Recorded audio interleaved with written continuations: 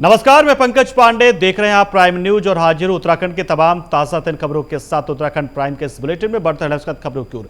एक बड़ी खबर देहरादून से, महत्वपूर्ण खबर। और उत्तराखंड का नाम हो, उत्तराखंड की एक अलग पहचान हो, और इसी कड़ी में देखिए चारधाम यात्राओं को जो है तमाम सरकारों ने काफी महत्व दिया, तवज्जो दी, और सरकारी देखरेख में ये यात्राएं शुरू की जाती है, संचालन इनका होता है। और इसी कड़ी में देखिए यमुनोत्री धाम के कपाट खुल गए। यमुनोत्री धाम के कपाट खुलने के वक्त पर खुद सीएम धामी मौजूद थे, तो तस्वीर हम आपको दिखा रहे हैं। देखिए किस तरीके से वहां पर सीएम धामी मौजूद रहे, उन्होंने यहां पर आरती की है। और आज से चारधाम यात्रा की शुरुआत हो जा रही। बता दें आपको कि गंगोत्री यमुनोत्री के कपाट खुलते हैं, उसके बाद फिर बारी आती है केदारनाथ के कपाट खुलने की। उसके बाद सबसे आखिर में 27 अप्रैल को जो तिथि निर्धारित है वो है बद्री विशाल के कपाट खुलने की, यानी कि भगवान बद्रीनाथ के कपाट खुलने की। और इसके साथ ही चारों धाम यात्रा है। हालांकि आप अगर आज से देखें तो जो यात्री आज से शुरू करते यात्रा करना, वो 27 तारीख को जब कपाट खुलेगा तो वहां पर उस वक्त वो मौजूद रहेंगे। यानी जो वक्त आपका लगता है 4 से 5 दिन का,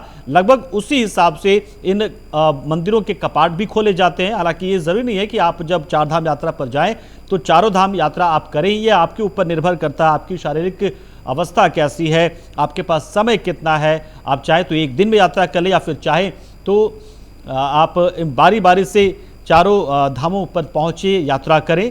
तो इसी कड़ी में देखिए यमुनोत्री धाम के कपाट खुले हैं। यमुनोत्री, गंगोत्री, केदारनाथ, फिर बद्रीनाथ, 4 धाम। इन 4 धाम की यात्राओं को लेकर हम इसे चारधाम यात्रा कहते हैं। और इसी की शुरुआत आज सीएम धामी की मौजूदगी में हुई है। तो अब एक राजकीय दर्जा प्राप्त है इसे, और राजकीय दर्जा इसे प्राप्त आप कह सकते हैं। तो राजकीय दर्जा मिला हुआ है, और सरकारी व्यवस्थाओं के बीच सरकारी स्तर पर इसका आयोजन होता है।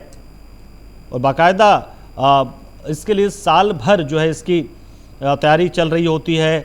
न सिर्फ आम लोग बल्कि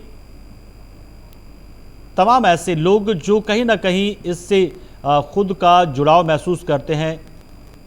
और पवन दीक्षित हमारे साथ जुड़ चुके हैं इस खबर पर पूरी जानकारी के लिए। पवन, आखिर में वो दिन, वो पल, वो घड़ी आ ही गई जब यात्रियों को इंतजार होता है कि अब हम चारधाम यात्रा की शुरुआत करने जा रहे हैं, तो यमुनोत्री के कपाट भी खुल गए आखिर। बिल्कुल पंकज, आज अक्षय तृतीया है, और अक्षय तृतीया से ही चारधाम यात्रा की शुरुआत होती है। आज मुख्यमंत्री पुष्कर सिंह धामी ने जहां एक और यमुनोत्री पहुंच करके मां यमुना के जो डोली है उसमें उन्होंने वहां पर शिरकत की है, और माता जी से आराधना करने के बाद में यमुनोत्री धाम से इसकी शुरुआत हो गई है। और आज से ये शुरुआत हुई है। उससे पहले कल मुख्यमंत्री ऋषिकेश पहुंचे, क्योंकि ऋषिकेश से ही चारधाम यात्रा की शुरुआत होती है। उसको द्वार माना जाता है। हरिद्वार और ऋषिकेश को चारधाम यात्रा का द्वार माना जाता है। और वहां से जो श्रद्धालुओं का जत्था था वो कल ही रवाना हो गया था। और आज यमुनोत्री धाम में, और उसके साथ ही गंगोत्री धाम से, गंगोत्री धाम में भी पूजा अर्चना की, यमुनोत्री धाम में भी पूजा अर्चना की। और तमाम व्यवस्थाओं को भी आज मुख्यमंत्री पुष्कर सिंह धामी ने वहां पर बरखा है और पूजा अर्चना की है। सभी श्रद्धालुओं से भी अपील की है कि वो सभी लोग अपना प्रोटोकॉल का जो कोविड गाइडलाइंस है, या फिर स्वास्थ्य संबंधी जो दिक्कतें हैं किसी भी श्रद्धालु को, उसका रजिस्ट्रेशन के दौरान खुलासा करें, ताकि उनको उचित स्वास्थ्य सुविधाएं भी मुहैया कराई जा सकें, किसी भी प्रकार की अनहोनी से बचा जा सके। और जो यात्रा व्यवस्थाएं हैं उनको बेहतर करने के लिए अधिकारियों को भी निर्देशित किया है। पूजा अर्चना करने के बाद में मुख्यमंत्री पुष्कर सिंह धामी जो आर्मी का जो गेस्ट हाउस है हरसिल में, वहां पर पहुंचे। वहां पर सभी अधिकारियों के साथ उन्होंने बैठक की, और सबको सख्त निर्देश दिए गए कि किसी भी श्रद्धालु को किसी भी प्रकार की कोई दिक्कत नहीं होनी चाहिए। जो भी यात्रा व्यवस्थाओं से जो लोग ताल्लुक रखते हैं उन सबसे भी वार्ता की है। जिन लोगों की आजीविका अगर यात्रा रूट पे और यात्रा व्यवस्थाओं पर निर्भर है, उन लोगों से भी उन्होंने वार्ता की है, चाहे वो परिवहन से संबंधित हो, चाहे वो होटल व्यवसाय से संबंधित हो, चाहे वो घोड़े खच्चरों से संबंधित हो। इसके साथ साथ जो व्यवस्थाएं हैं, चाहे वो पेयजल की व्यवस्था हो, स्वास्थ्य की व्यवस्था हो, इन तमाम व्यवस्थाओं के बारे में भी फीडबैक लिया अधिकारियों से, और उन सभी को सुचारू रूप से व्यवस्थित ढंग से चले, किसी भी यात्री को तकलीफ ना हो, परेशानी ना हो, इसके लिए मुख्यमंत्री ने सभी को निर्देशित भी किया। बिल्कुल सही कहा आपने, बिल्कुल सही कहा पवन आपने, क्योंकि कहीं ना कहीं शुरुआत हो गई है। जी बिल्कुल सही कहा पवन आपने, क्योंकि कहीं ना कहीं ये उत्तराखंड की सरकार को और उत्तराखंड को शोकेस करने वाला भी यात्रा आप इसे कह सकते हैं, जिसमें जो बाहर से आए श्रद्धालु होते हैं, यात्री होते हैं, एक अच्छा अनुभव हो, इस बात की पूरी कोशिश सरकार करती, प्रशासन करती है। लेकिन इन सब के बीच में परिस्थिति थोड़ी सी बदली ये है कि जो संख्या सीमित की गई थी अब उसे ओपन कर दिया गया, यानी ओपन टू ऑल कर दिया, यानी कि आप ऑफलाइन ऑनलाइन जितने भी लोग रजिस्ट्रेशन कराएंगे वो आ पाएंगे। तो अब कितना अलग से जो है वो तैयार होना पड़ेगा प्रशासन को, सिस्टम को, क्योंकि अब तो संख्या असीमित हो सकती है, हो जाए। बिल्कुल पंकज, हर स्तर से सरकार के द्वारा तैयारियां की गई हैं। हालांकि ये बात सच है कि ऐसे इतने कम समय में जितनी बड़ी संख्या में श्रद्धालुओं ने रजिस्ट्रेशन कराया है चारधाम यात्रा के लिए, वो वाकई में ये सरकार के लिए भी और पुलिस प्रशासन के लिए भी और जो यात्रा व्यवस्थाओं के जो विभाग हैं, जो भी यात्रा व्यवस्थाओं में लगे, उन सभी के लिए ये बड़ी चुनौती भी है। लेकिन सरकार का ये प्रयास है कि किसी भी प्रकार की किसी को दिक्कत ना हो और न ही किसी श्रद्धालु को कोई परेशानी हो, उसके लिए समुचित व्यवस्थाएं की जाए। हालांकि अभी तक जो है 16 लाख से अधिक लोगों ने, श्रद्धालुओं ने अपना रजिस्ट्रेशन कराया है चारधाम यात्रा पर आने के लिए, और उसी के साथ ऑफलाइन रजिस्ट्रेशन भी है। तो ऐसे में अभी अगर बात की जाए, और उसके साथ ही जो राज्य के जो अंदर जो रहने वाले श्रद्धालु हैं, वो भी लोग चार धाम के दर्शन करने के लिए जाते हैं, क्योंकि इतना पवित्र माना जाता है, चाहे वो बद्रीनाथ हो, केदारनाथ हो, यमुनोत्री हो, गंगोत्री हो। वहां पर कपाट खुलने के समय भी और बीच में भी और उसके बाद में भी, जैसे ही कपाट बंद होते हैं तब भी बड़ी संख्या में जो आंतरिक श्रद्धालु हैं, अंतरराज्यीय श्रद्धालु हैं, वो लोग वहां पर पहुंचते हैं। तो ऐसे में व्यवस्थाओं को लेकर के काफी चुनौतियां भी हैं, पर उन सभी चुनौतियों को देखते हुए सरकार के द्वारा प्रबंध भी किए गए और बेहतर प्रबंध किए की एक मिसाल भी है, क्योंकि पिछली बार जो जहां भी कमियां रह गई थी उन पर गहन अध्ययन किया गया और काफी लंबे समय से इन जो तैयारियां की जा रही थी उसकी समीक्षा बैठक में मुख्यमंत्री स्वयं भी कर रहे थे। तो उन सभी व्यवस्थाओं को इस बार दुरुस्त किया जाए, यात्रा में किसी भी प्रकार की बाधा उत्पन्न न हो, किसी भी प्रकार की, चाहे वो आपदा अगर आती है, कोई भी अनहोनी होती है, उससे कैसे निपटा जाए। श्रद्धालुओं को जो मूलभूत आवश्यकताएं श्रद्धालुओं को होनी चाहिए वो सभी व्यवस्थाओं को सुचारू किया जाए। और खरी उतरती है। स्वास्थ्य व्यवस्थाओं की बात करें, उस पर भी लगातार सरकार के द्वारा प्रयास किया जा रहा है। स्वास्थ्य मंत्री भी तमाम चारों धामों की वहां पर समीक्षा। चलिए, बिल्कुल बिल्कुल पवन, सही कहा आपने, और सरकारों की पूरी कोशिश होती है कि वो श्रद्धालुओं की उम्मीदों पर खरा उतरे। शुक्रिया आपका। और अब चार धाम यात्रा की शुरुआत हो गई है। श्रद्धालु यात्रा के दौरान चार धाम पहुंचेंगे यात्रा करते हुए और अपने इष्ट देवों की पूजा अर्चना करेंगे। अब आपको तस्वीरें भी दिखाते हैं। मां यमुना की डोली ग्राम खरसाली से यमुनोत्री धाम पहुंची तो नजारा कैसा था। दरअसल शीतकालीन यमुना मंदिर में कार्यक्रम का आयोजन किया गया था। कार्यक्रम में सीएम धामी भी शामिल हुए। सीएम ने मां यमुना की पूजा अर्चना कर प्रदेश के सुख समृद्धि की कामना की। उत्सव डोली में हेलीकॉप्टर से फूलों की वर्षा भी की गई। वहीं गंगोत्री धाम में मां गंगा की डोली पहुंची, जिसमें भी सीएम धामी मौजूद रहे। सीएम ने देश विदेश के लोगों को चार धाम यात्रा पर आने का न्योता भी दिया। तो देखिए, यमुनोत्री और गंगोत्री दोनों की डोली वहां पहुंच गई है। दरअसल शीतकाल में जब बर्फबारी हो जाती तो उन धामों से नीचे लेकर आया जाता है, उसका फिर उसी डोली के जरिए उनको वापस पहुंचाया जाता है माँ गंगा को, माँ यमुना को। तो वो अब वापस से शीतकालीन जो उनके मंदिर हैं, जो उनके धार्मिक स्थान है, वहाँ से उन्हें वापस उनके धाम में स्थापित किया जाता है। तो वो कार्यक्रम हो गया है। आज गंगोत्री का कपाट भी खुला, यमुनोत्री का कपाट भी खुला है और इस तरीके से चारधाम यात्रा की शुरुआत हुई है। इसके बाद केदारनाथ के कपाट खुलेंगे, फिर बद्रीनाथ के कपाट खुलेंगे। तो इस तरीके से, और मुख्यमंत्री जब पहुंचे थे तो देखिए तस्वीरें हम आपको दिखा रहे हैं। मां यमुना की डोली कैसे यमुनोत्री धाम पहुंची है, मां गंगा की डोली भी गंगोत्री धाम पहुंची है। जो जब बर्फबारी होती है तो इन दोनों की जो मूर्तियां हैं, इन दोनों की जो प्रतीकात्मक मूर्तियां होती हैं, उन्हें नीचे क्यों ले जाया जाता है, यानी कि निचले इलाकों में लाया जाता है, क्योंकि ऊंचाई वाले इलाकों में बर्फबारी हो जाती है, तो ऐसे में वहां तक नहीं पहुंचा जा पाता है।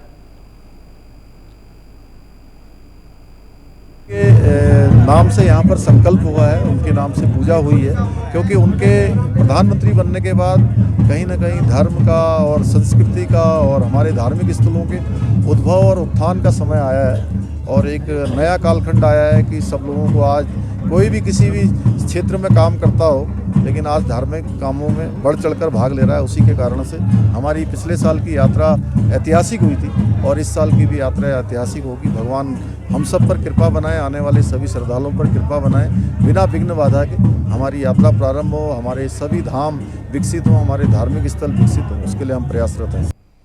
तो चारधाम यात्रा का आज से आगाज हो गया है। प्रदेश सरकार ने चारधाम यात्रा को सुगम और सुरक्षित बनाने के लिए हर संभव प्रयास किए हैं। इस बार तीर्थयात्रियों को यात्रा मार्ग पर बेहतरीन स्वास्थ्य सेवाएं मिलेंगी। सीएम पुष्कर सिंह धामी और स्वास्थ्य मंत्री डॉक्टर धन सिंह रावत के निर्देश पर स्वास्थ्य सचिव ने केदारनाथ धाम तक की पैदल यात्रा कर स्वास्थ्य इकाइयों का निरीक्षण भी किया। इस दौरान स्वास्थ्य सचिव ने कहा कि यात्रा के लिए गाइडलाइंस जारी कर दी गई है। 104 के जरिए बीमारी से ग्रसित श्रद्धालुओं की निगरानी की जाएगी।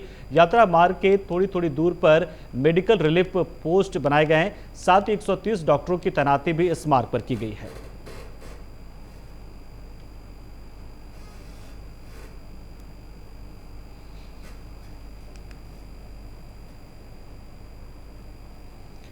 उत्तराखंड में हर्षोल्लास के साथ ईद का त्यौहार भी मनाया जा रहा है। ये लोगों ने ईदगाह और मस्जिदों में नमाज अदा कर सुख चैन की दुआएं मांगी है, अमन चैन की दुआएं मांगी है। सुरक्षा को लेकर प्रशासन अलर्ट रहा। मुख्य चौक चौराहों पर भारी पुलिस बल की तैनाती की गई थी।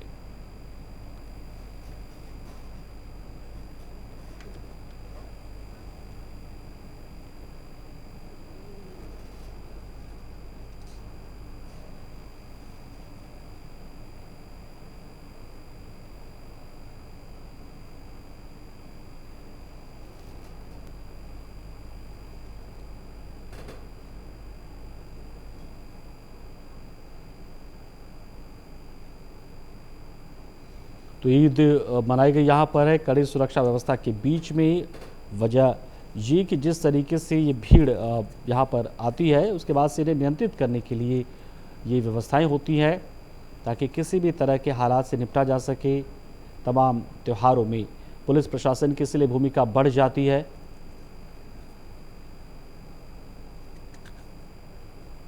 क्योंकि एक साथ इतनी बड़ी संख्या में लोग जब जमा होते हैं तो फिर स्थिति कई बार अप्रिय भी हो जाती है और कई बार ऐसी भीड़ का सहारा लेते हुए असामाजिक तत्व कई तरह की अनहोनी।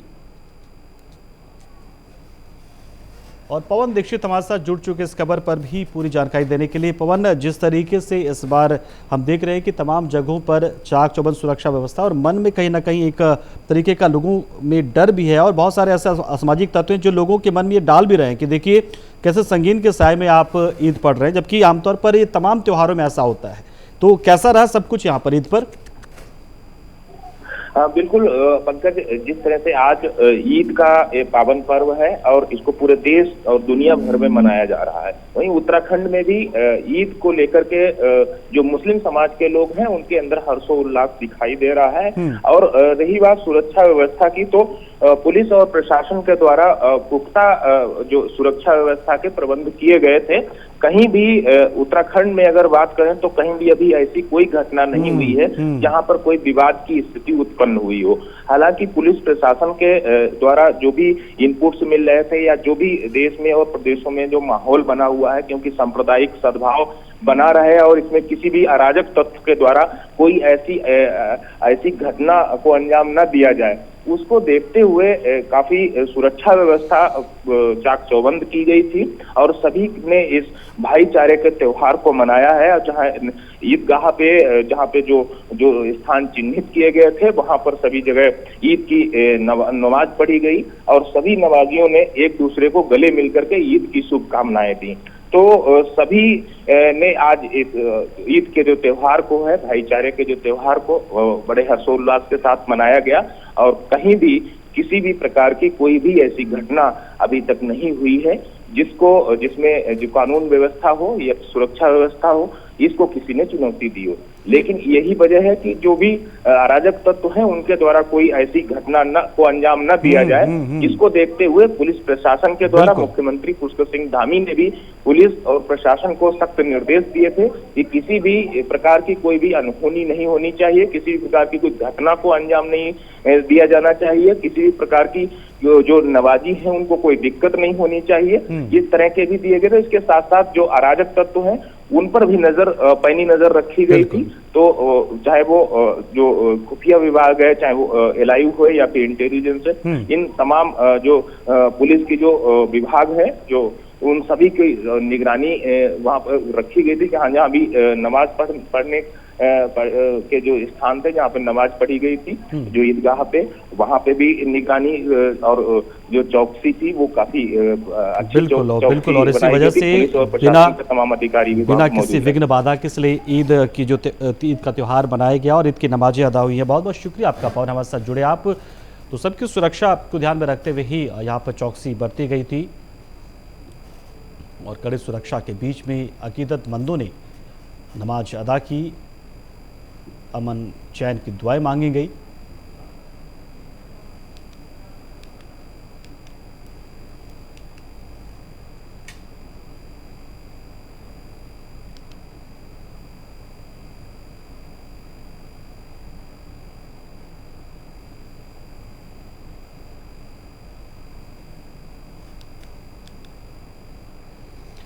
तो गदरपुर में भी नमाज अदा करने के बाद एक दूसरे को ईद की बधाई देते हुए अमन चैन की दुआओं के साथ ईद मनाई गई है। गदरपुर ईदगाह में मुस्लिम समाज के लोगों ने एकत्रित होकर नमाज अदा की। सुरक्षा को लेकर शहर में पुख्ता इंतजाम किए गए थे।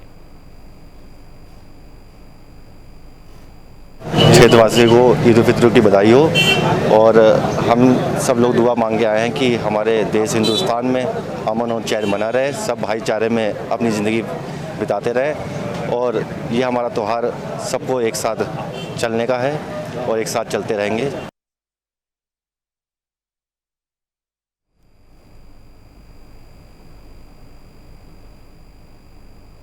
पौड़ी में पेयजल निगम के नए अधीक्षण अभियंता मोहम्मद मिसम और मुख्य अभियंता गढ़वाल मंडल संजय सिंह ने अपना पदभार ग्रहण कर लिया। इस मौके पर अधीनस्थ कार्मिकों ने उनका पुष्पगुच्छ देकर जोरदार स्वागत किया। इस दौरान मुख्य अभियंता ने कहा कि जल जीवन मिशन का जो लक्ष्य उन्हें मिला है उसे पेयजल निगम जल्द पूरा कर लेगा। उन्होंने बताया कि 40% कार्य जल जीवन मिशन का पूरा हो चुका है। हर उपभोक्ता के परिवार में 55 लीटर प्रति व्यक्ति के हिसाब से पानी मुहैया कराया जाए, इसके लिए विभाग लगातार प्रयास कर रहा है।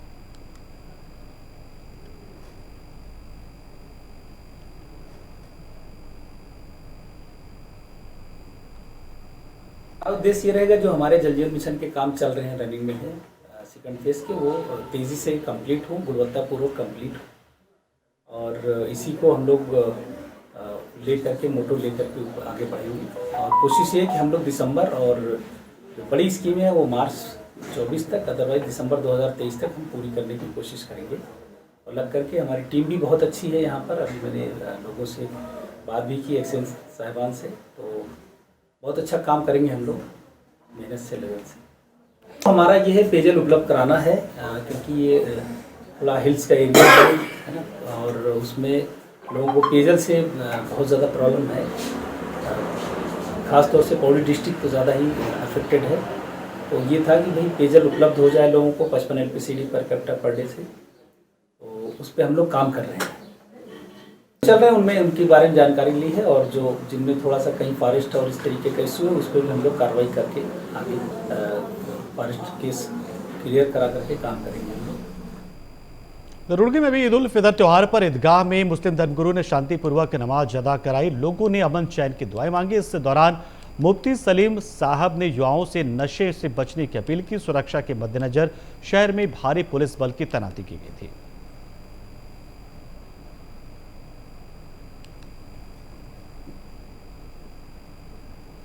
ईद की ढेरों मुबारकबाद। ईद की नमाज सफल संपन्न हुई, चारों तरफ व्यवस्था बेहतर रही और जो तैनात किया गया था पुलिस बल, उसने वैकल्पिक मार्गों पर व्यवस्था बेहतर बनाए रखी और यहाँ पर सफल लोगों की नमाज संपन्न कराई। सभी को पुनः ईद की ढेर सारी मुबारकबाद। सर जिस तरह से एसपी और बहुत सफल रहा और सबके सहयोग से ही कोई व्यवस्था सफल होती है। सबको उनके सहयोग के लिए भी आभार है।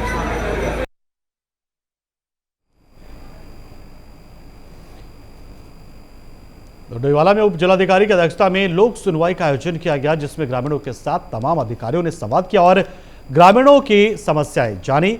उप जिलाधिकारी शैलेंद्र सिंह नेगी ने बताया कि भूमि अधिग्रहण प्रस्ताव के अनुसार कुल 1.97 हेक्टेयर भूमि का अधिग्रहण किया जा रहा है, जिसमें 6 वाणिज्यिक 8 गैर वाणिज्यिक भवन के साथ ही 222 गैर फलदार, 4 बांस, 115 फलदार वृक्षों का अधिग्रहण किया जा रहा है।